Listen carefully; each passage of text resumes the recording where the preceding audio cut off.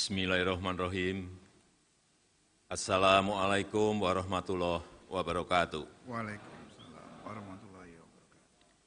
Selamat sore, salam sejahtera bagi kita semuanya. Om Swastiastu, Namo Buddhaya, salam kebajikan. Yang saya hormati para pimpinan dan seluruh anggota MPR RI, yang saya hormati Bapak Profesor Dr. Kiai Haji Ma'ruf Amin, Wakil Presiden Republik Indonesia, yang saya hormati Ibu Hajah Megawati Soekarno Putri, Presiden kelima Republik Indonesia, yang saya hormati Bapak Profesor Dr. Susilo Bambang Yudhoyono, Presiden ke-6 Republik Indonesia. Yang saya hormati Bapak Hamzahas, Wakil Presiden ke-9 Republik Indonesia. Yang saya hormati Bapak Profesor Dr. Budiono, Wakil Presiden ke-11 Republik Indonesia. Yang saya hormati Bapak Muhammad Yusuf Kalla, Wakil Presiden ke-10 dan ke-12 Republik Indonesia.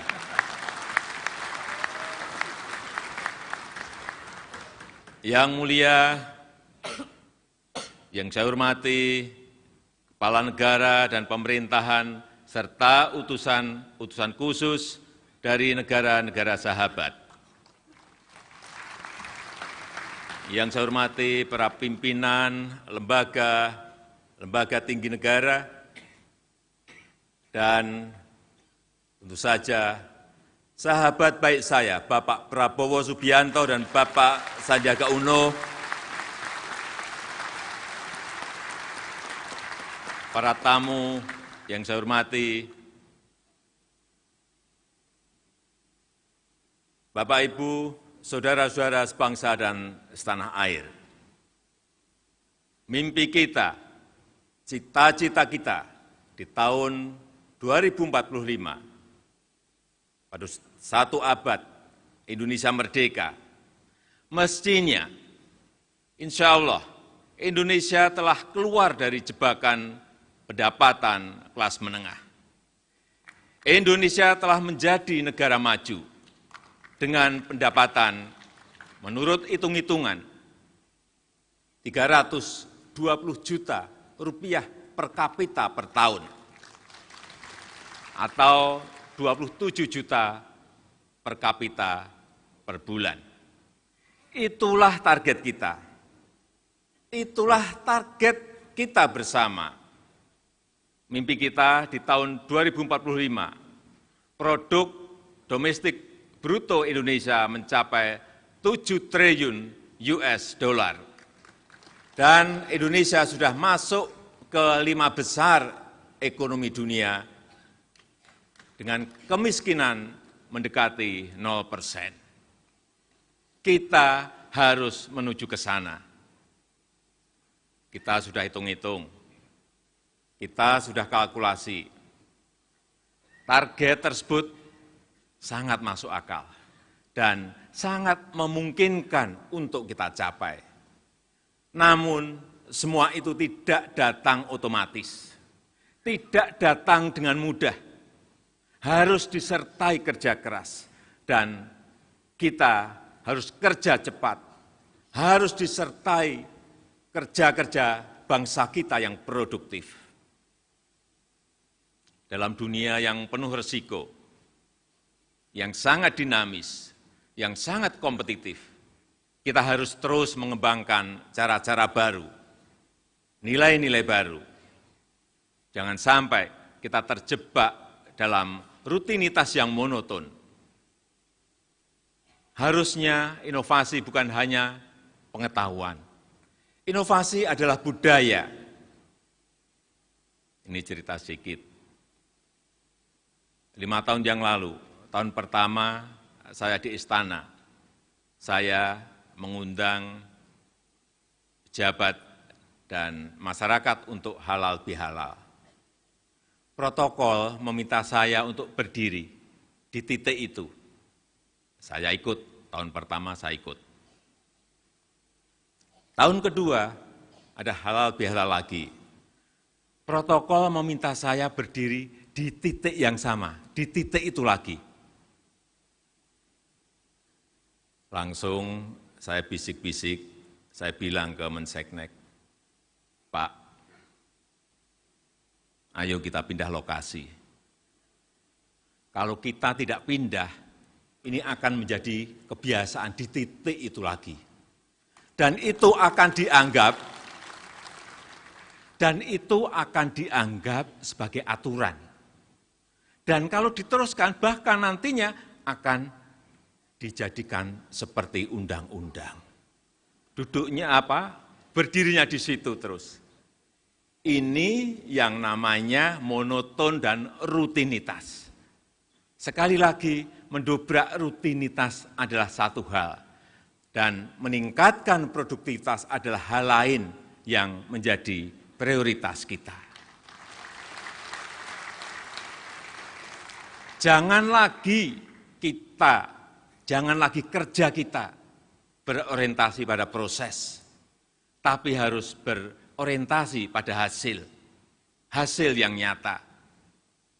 Saya sering mengingatkan kepada para menteri, tugas kita bukan hanya membuat dan melaksanakan kebijakan, tetapi tugas kita adalah membuat masyarakat menikmati pelayanan, menikmati pembangunan. Seringkali birokrasi melaporkan bahwa program sudah dijalankan, anggaran telah dibelanjakan, dan laporan akuntabilitas telah selesai. Kalau ditanya, jawabnya, programnya sudah terlaksana, Pak. Programnya sudah terlaksana, Pak. Tetapi setelah dicek di lapangan, setelah saya tanya ke rakyat, ternyata masyarakat belum menerima manfaat. Ternyata rakyat belum merasakan hasilnya. Sekali lagi, yang utama itu bukan prosesnya, yang utama itu adalah hasilnya. Dan cara mengeceknya itu mudah. Lihat saja ketika kita mengirim pesan melalui SMS atau WA. Di situ ada send, artinya telah terkirim. Ada delivered, artinya telah diterima. Tugas kita itu menjamin delivered, bukan hanya menjamin send. Dan saya tidak mau birokrasi pekerjaannya hanya sending saja. Saya minta dan akan saya paksa bahwa tugas birokrasi adalah making deliver. Tugas birokrasi kita itu menjamin agar manfaat program itu dirasakan oleh masyarakat. Para hadirin dan seluruh rakyat Indonesia yang saya banggakan, potensi kita untuk keluar dari jebakan negara berpenghasilan menengah sangat besar. Saat ini kita sedang berada di puncak bonus demografi, di mana penduduk usia produktif jauh lebih tinggi dibandingkan usia tidak produktif. Ini adalah tantangan besar dan sekaligus juga sebuah kesempatan besar. Ini menjadi masalah besar jika kita tidak mampu menyediakan lapangan kerja. Tetapi akan menjadi kesempatan besar, peluang besar jika kita mampu membangun SDM yang unggul, sumber daya manusia yang unggul. Dan dengan didukung oleh ekosistem politik yang kondusif dan didukung oleh ekosistem ekonomi yang kondusif. Oleh karena itu, 5 tahun ke depan yang ingin kita kerjakan, yang pertama adalah pembangunan sumber daya manusia, pembangunan SDM akan menjadi prioritas utama kita. Membangun SDM yang pekerja keras, yang dinamis, membangun SDM yang terampil, yang menguasai ilmu pengetahuan dan teknologi, mengundang talent-talent global untuk bekerja sama dengan kita. Itu pun tidak bisa diraih dengan cara-cara lama. Cara-cara baru harus dikembangkan. Kita perlu endowment fund yang besar untuk manajemen SDM kita. Kerjasama dengan industri juga penting dioptimalkan, dan juga penggunaan teknologi yang mempermudah jangkauan ke seluruh pelosok negeri.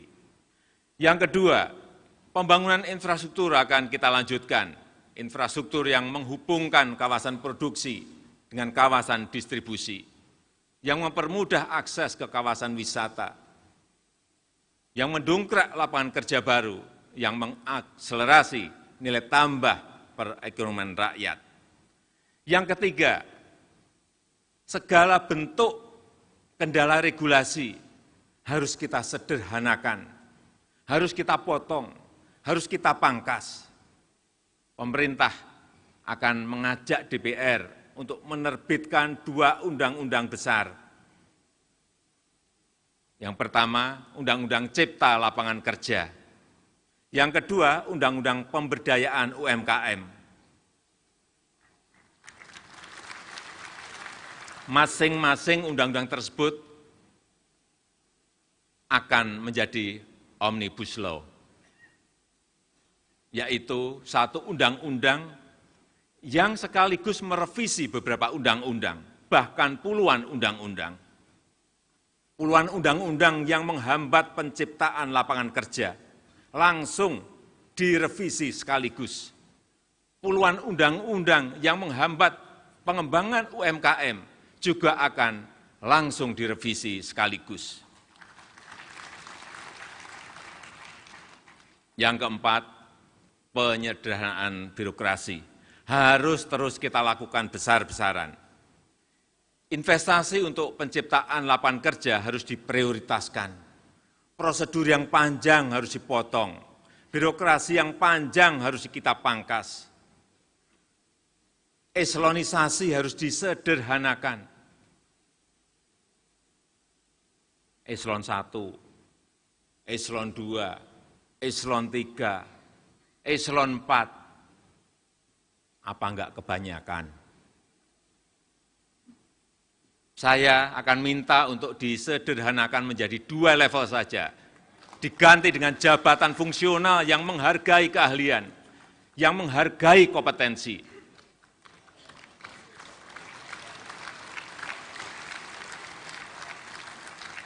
Saya juga minta kepada para menteri, para pejabat, para birokrat, agar serius menjamin tercapainya tujuan program pembangunan.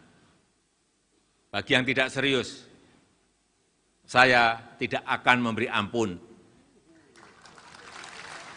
Saya pastikan, sekali lagi, saya pastikan, pasti akan saya copot.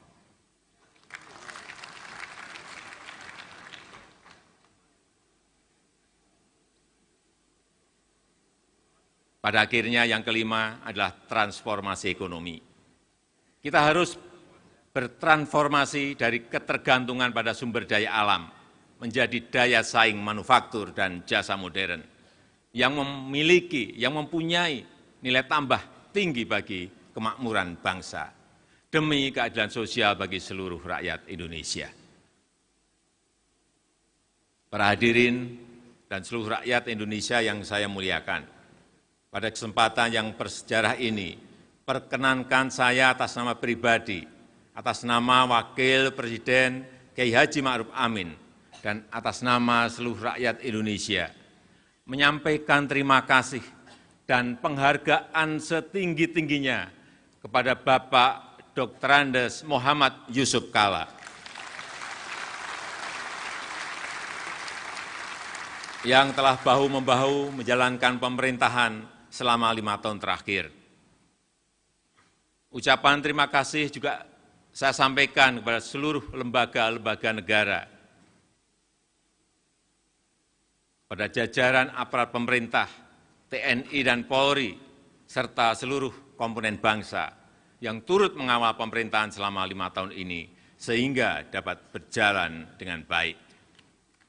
Mengakhiri pidato ini, saya mengajak Bapak, Ibu, dan saudara-saudara sebangsa dan setanah air untuk bersama-sama berkomitmen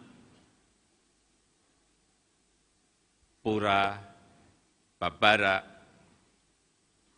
sombokku, pura tangkisi golikku. Layarku sudah terkembang, kemudiku sudah terpasang. Kita bersama menuju Indonesia maju. Terima kasih. Wassalamualaikum warahmatullahi wabarakatuh. Semoga Tuhan memberkati. Om Santi Santi Santi Om. Namo Buddhaya. Salam kebajikan.